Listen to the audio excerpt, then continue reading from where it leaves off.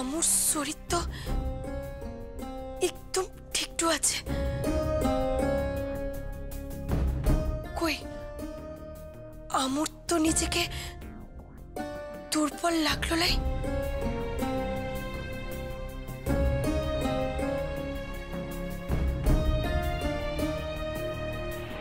তবে বারবার ঘুঘু ধান খেয়ে যাবে না, একবার তো ফাঁদে পড়বে। আমার চোখের আড়ালে কি চলছে তার সন্ধান আমি পেয়েই ছাড়ব। তাহলে তখন রাজবৈদ্য মশাই অমন কথা কেন বলল?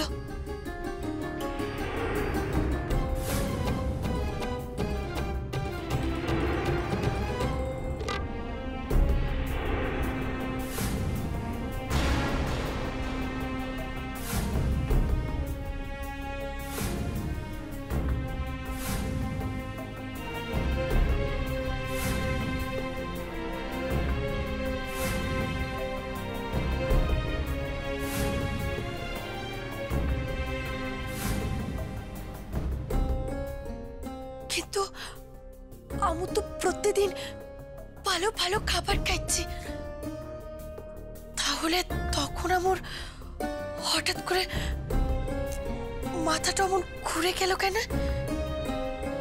তখন কি হলো হঠাৎ করে আমার?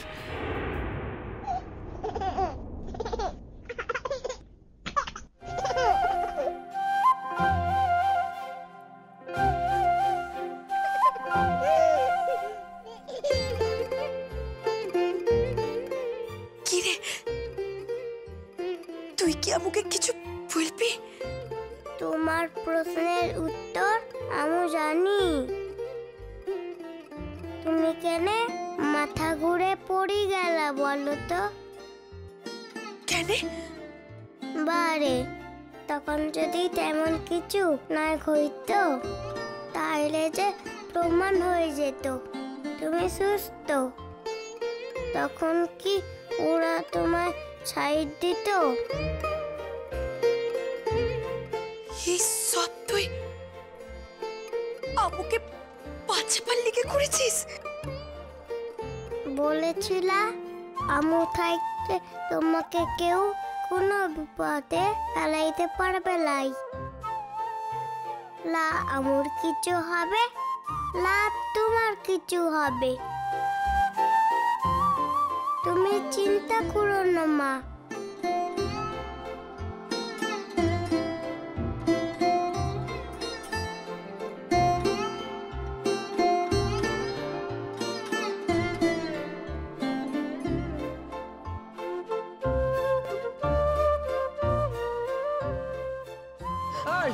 চল, এত কথা কিছু না, তোকে খেলতে বলা হয়েছে, তুই খেলবি। নে শুরু কর, শুরু কর।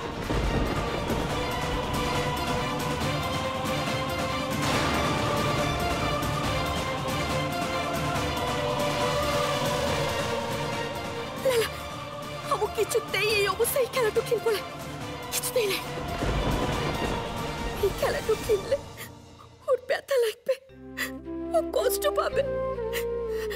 লালা আমুকে যত কষ্ট সহ্য করতে হয় করবো, কিন্তু তোকে কোনো কষ্ট পেতে আমু তুপ না।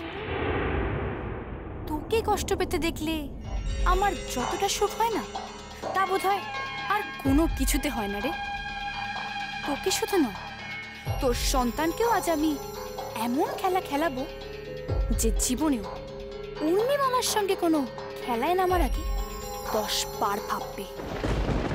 তোর জন্য এখন আমায় কোনো কাজ করার আগে 10 বার ভাবতে হয়। আগে হলে উর্মিমালার এই সব চালাকে কেমন ভয় করতাম নাই রে। আমু তো পেটে ছাতের মেয়ে, কত কষ্ট শুয়ে শুয়ে আমুর শরীর মন তৈরি হয়েছে। কিন্তু তুই তো থালায়, তুই হলি রাজার সন্তান, রাজবংশ রক্ত তোর শরীরে বইছে। তুই তো এত কষ্ট সহ্য করতে পারবি লাই রে, পারবি লাই? কি রে, কি এত ভাবছিস? নে শুরু কর। লা, এই খেলাটা ও খেলতে পারবো না। কি? তুই আমার হাতে স্বর্গরাজ্য করবি? লালা, তাহলে তুমি আমাকে অন্য কোনো খেলা খেলতে বলো, আমি খেলছি। কিন্তু এই খেলাটা আমি খেলতে পারবো না, কিছুতেই নাই। পারবি না কেন শুনি?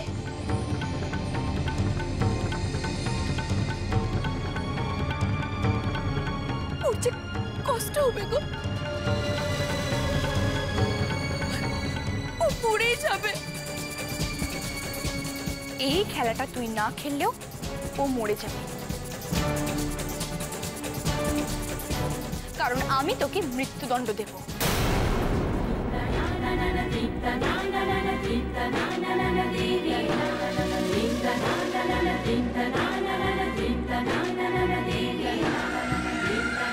আর তুই নিজে না বাঁচলে তোর সন্তানকে বাঁচাবি কি করে? লালা, এমন বড় নাই গো, আমি তোমার পায়ে পড়ছি। তোমার যদি শাস্তি দিতে হয় তাহলে আমাকে দাও, কিন্তু আমার সন্তানকে দিও নাই গো।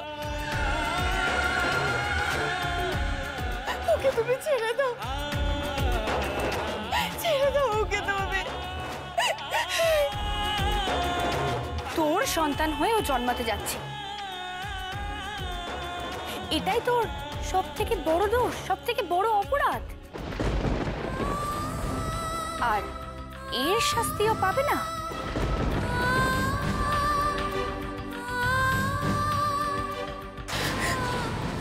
তুমি তুমি ওকেও ছাড়বে না? না, কাউকে ছাড়বো না, কাউকে না। তবে তোর এই কান্নাকাটি দেখে আমার একটু মায়া হচ্ছে। আমি একটা কাজ করতে পারি, আমি তোকে দয়া করতে পারি। আগেই দাসী দড়িতে লাফাবে, সব শেষে তুই লাফাস, কেমন? দেখ, তোর জন্য আমি এর থেকে বেশি কিছু করতে পারবো না।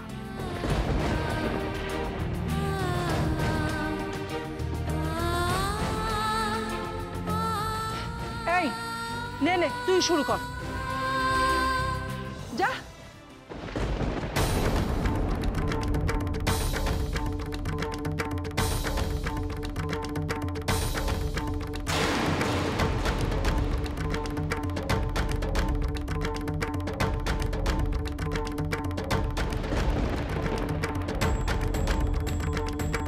এবার যা, তুইও কর।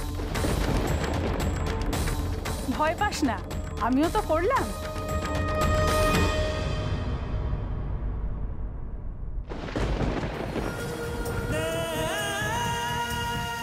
মা, ও মা, তুই মিচি মিচি ভয় তো পাচ্ছিস। চালা, দড়ি লাফানো খেলা তো খেল, আমার তো খুব মজা লাগে। তুই ভালো করে লাফাবি কিন্তু।